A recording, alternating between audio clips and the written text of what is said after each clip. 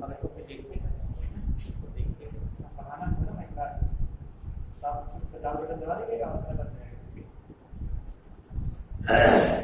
बच्चों कल जो है आपको डॉक्टर हजारी प्रसाद द्विवेदी के जीवन परिचय के संबंध में बताएंगे। 1907 में इनका जन्म हुआ बलिया के एक गांव में और 1979 ईस्वी में इनकी मृत्यु हो गई। तमाम निबंध, आलोचनात्मक ग्रंथ आदि कई रचनाएं इन्होंने की। तो आज हम उनका जो पाठ है अशोक के फूल, उसके विषय में हम चर्चा करेंगे कि हमारे पेपर कैसे आते हैं, पेपर में प्रश्न कैसे आते हैं, उन प्रश्नों का समाधान कैसे किया जाए।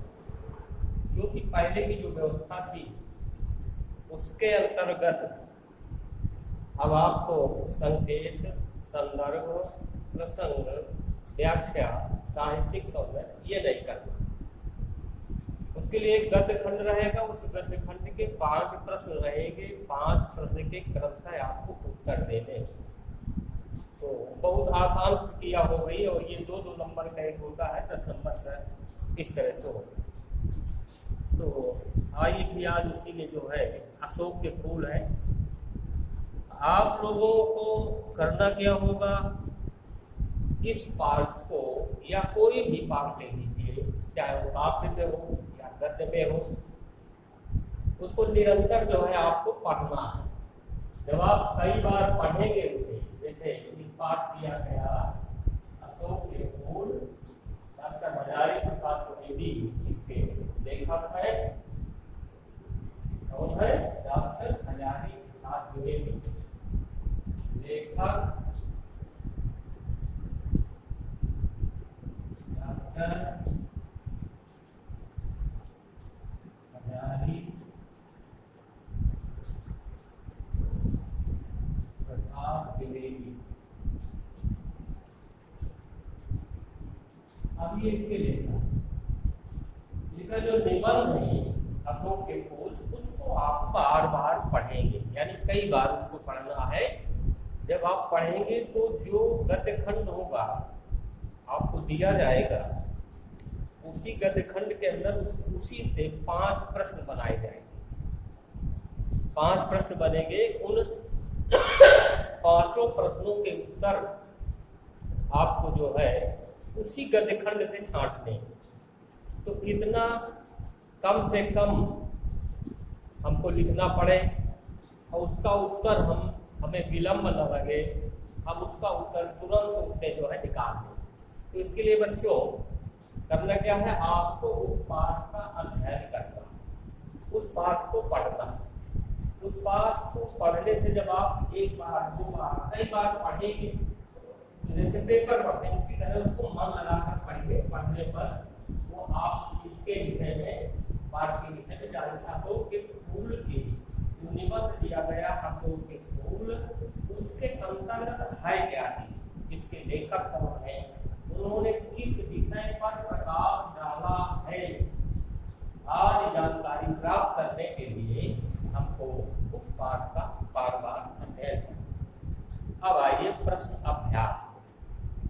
प्रश्न अभ्यास अंत में है, शब्दार्थ के बाद मैं वो पैराग्राफ पढ़ रहा हूँ, आपकी किताब में होगा।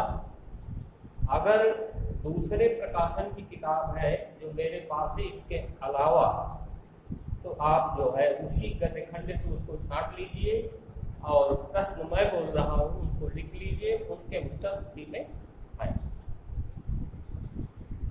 लेकिन पुष्पित अशोक को देखकर मेरा मन उदास हो जाता है, इसलिए नहीं कि सुंदर वस्तुओं को हदभाग्य समझने में कोई विशेष रस मिलता है। कुछ लोगों को मिलता है, वे बहुत दूरदर्शी होते हैं। जो भी सामने जो भी सामने रह गया उसके जीवन के अंतिम मुहूर्त तक का हिसाब वे लगा लेते हैं। मेरी दृष्टि इतनी दूर तक नहीं जाती, फिर भी मेरा मन इस फूल को देखकर उदास हो जाता है। असली कारण तो मेरे अंतर्यामी ही जानते होंगे, कुछ थोड़ा सा भी मैं अनुमान कर सकता हूँ। तो बच्चों, ये जो पैराग्राफ है इसके विषय में कल चर्चा हुई थी। इसमें 5 प्रश्न है, मैं क्रमशः पढ़ रहा हूँ। अब 5 प्रश्न के उत्तर आपको इसी में हम कराए गए। प्रस्तुत पद्यांश के गद्यांश के पाठ एवं लेखक का नाम लिखें। तो आपको पाठ का नाम लिख देना है और लेखक का नाम लिख देना है। पाठ कौन है? ये है लेखक। ये आपका 2 नंबर का हो गया। उसी के आगे 2 लिखा हुआ होगा, तो 2 नंबर का ये हो गया। इसके बाद दूसरा जो है, रेखांकित अंश की व्याख्या कीजिए। गद्य खंड में देखा होगा कुछ जगह वहां पर उसके नीचे लाइन खींची हुई है। वे बहुत दूरदर्शी होते हैं। जो भी सामने पड़ गया उसके जीवन के अंतिम मुहूर्त तक का हिसाब वे लगा लेते हैं। ये आपका जो इतना है, ये आपके अंडरलाइन है, इसी की व्याख्या करनी है। उसमें ध्यान रहे कि संकेत, संदर्भ, प्रसंग कुछ नहीं करना, केवल व्याख्या करनी है। प्रश्न नंबर डाल सकते। तीसरा, पुष्पित अशोक के लेखक का मन कैसा हो जाता है? ठीक है ना, इसमें लेखक का मन उदास हो जाता है। तो कल प्रश्न इस तरह से हल करवाए थे। आज हम दूसरे गद्य खंड, उसी गद्य खंड से यानी अशोक के फूल से ही दूसरा गद्य खंड ले रहे हैं, उसके विषय में आपको बताएंगे। अशोक को जो सम्मान कालिदास से मिला वो अपूर्व था। सुंदरियों के आसीननकारी नूपुर वाले चरणों के मृदु आघात से वो फूलता था। कोमल कपोलों पर कर्णावतंस के रूप में झूलता था और चंचल नील अलकों की, अलक माने बाल होता, अचंचल शोभा को 100 गुना बढ़ा देता था। वो महादेव के मन में क्षोभ पैदा करता था।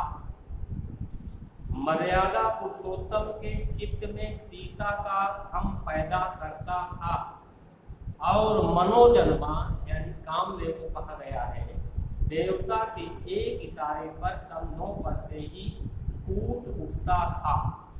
ये आपका गद्यखंड है, इसी अशोक के फूल नामक पाठ से लिया गया है।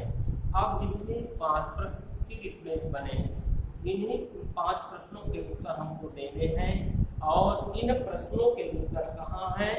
आपके इसी गद्यखंड के अंतर्गत छिपे हुए हैं, उनको ढूंढना है।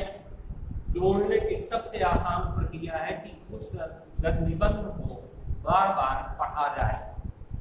अब जो पहला प्रश्न होगा, प्रस्तुत गद्यांश के पाठ एवं लेखक का नाम लिखिए। कोई भी किसी भी पाठ का गद्य खंड आपके लिए आए तो उसमें ये प्रश्न अवश्य रहेगा कि पाठ का नाम और लेखक का नाम।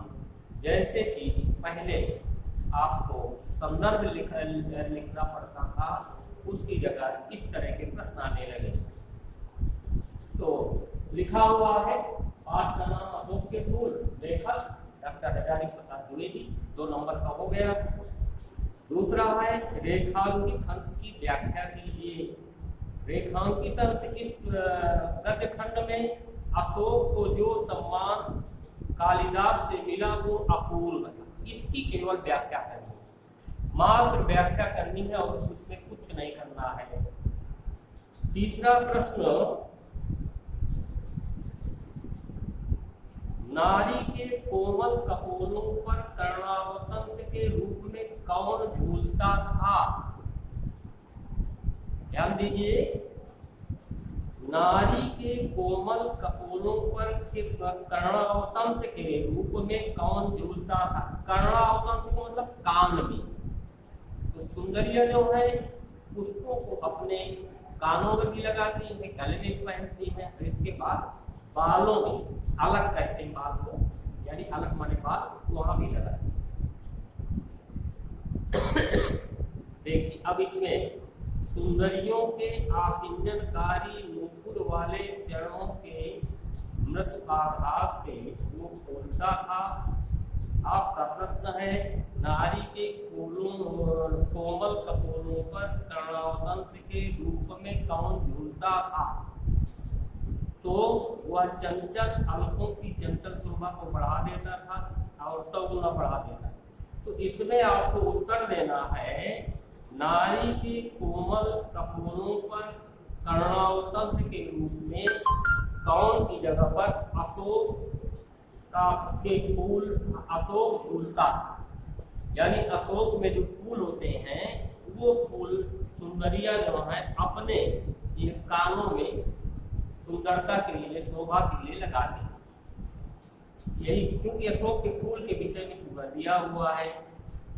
अगला प्रश्न है, नारी का पुष्प नील अलकों की शोभा को कितने गुना बढ़ाता था? दोबारा मैं इस प्रश्न को फिर पढ़ रहा हूं। अशोक का पुष्प नील अलकों, नील माने नीला, पुष्प माने फूल, अलक माने बाल की शोभा को कितने गुना बढ़ाता था? अब इसमें फिर आप इस गद्य खंड को पढ़ेंगे तो अलकों की अचंचल शोभा को 100 गुना बढ़ा देता था। इस प्रश्न का उत्तर इसी गद्य खंड में ना, तो यहाँ आप इसका उत्तर देंगे, अशोक का पुष्प नील अलकों की शोभा को 100 गुना बढ़ाता था। यानी कितने की जगह पर 100 शब्द का इस्तेमाल, 100 का इस्तेमाल करना है, 100 लिख देना है, कितने शब्द हट जाएंगे, कितने से प्रश्न बनता है, 100 से उसी का उत्तर बनता है। इस तरह इसके उत्तर देने होंगे। अब देखिए आगे जो अंतिम प्रश्न दिया गया है, अशोक का पुष्प किन देवों के मन में क्रमशः क्षोभ एवं भ्रम पैदा करता था? अशोक का पुष्प किन देवों के मन में क्रमशः क्षोभ एवं भ्रम पैदा करता था? तो किन की जगह पर वो शब्दों को लाना है ढूंढ करके इस गद्य खंड से। तो अब हम ये गद्य खंड फिर पढ़ रहे हैं, क्योंकि जब बार बार पढ़ा जाएगा तभी उसके उत्तर निकाल पाएंगे। तो वो महादेव के मन में क्षोभ उत्पन्न करता था, है दिया हुआ है। मर्यादा पुरुषोत्तम के चित्त में सीता का भ्रम पैदा करता था। तो अब यहाँ पर अशोक का पुष्प किन देवों के मन में, तो महादेव और कामा करके मर्यादा पुरुषोत्तम राम के मन में क्रमशः क्षोभ एवं भ्रम पैदा करता था। आया समझ में? फिर एक बार देख लें कि प्रश्न है, अशोक का पुष्प किन देवों के मन में क्रमशः क्षोभ एवं भ्रम पैदा करता था? अशोक का पुष्प किन देवों के मन में क्रमशः क्षोभ एवं भ्रम पैदा करता था? ये आपका प्रश्न है। इस प्रश्न का उत्तर इसी गद्य खंड में है, उसको निकालना है। तो हम गद्य खंड पढ़ते चले जा रहे हैं कि कहाँ है। तो अशोक का जो सम्मान, अशोक को जो सम्मान कालिदास से मिला वो अपूर्व था। सुंदरियों के आसिंजनकारी नूपुर वाले चरणों के मृदु आघात से वो फूलता था, कोमल कपोलों पर कर्णावतंत्र के रूप में फूलता था और चंचल नील अलकों की अचंचल शोभा को 100 गुना बढ़ा देता था। अब यहाँ तक तो इस प्रश्न का उत्तर नहीं मिला, आगे देखते हैं। वो महादेव के मन में क्षोभ उत्पन्न करता था। प्रश्न हमारा है, अशोक का पुष्प किन देवों के मन में क्रमशः लगातार क्षोभ माने दुख उत्पन्न भ्रम क्षोभ एवं भ्रम पैदा करता था, तो वो महादेव के मन में क्षोभ पैदा करता था और मर्यादा पुरुषोत्तम के चित्र में सीता का भ्रम पैदा किया करता था। तो आप इसमें लिख देंगे महादेव के मन में क्रमशः क्षोभ एवं मर्यादा पुरुषोत्तम के चित्त में सीता का भ्रम पैदा करता था।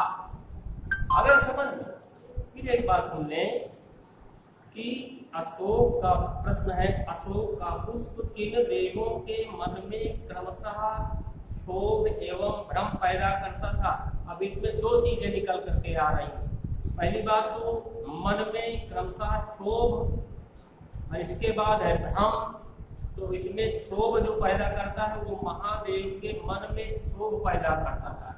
तो यहाँ किन की जगह पर महादेव के मन में क्रमशः क्षोभ एवं पुरुषोत्तम मर्यादा पुरुषोत्तम के चित्त में सीता का भ्रम, यहाँ भ्रम है लिखा हुआ, तो सीता का भ्रम पैदा करता था। ये आपका उत्तर रहा। इसी तरह जितने भी गद्य खंड दिए गए हैं, इन गद्य खंडों को पढ़ करके बार बार पढ़ करके इनमें दिए गए प्रश्नों को उससे उत्तर निकालना है। यही प्रक्रिया आपको करनी है।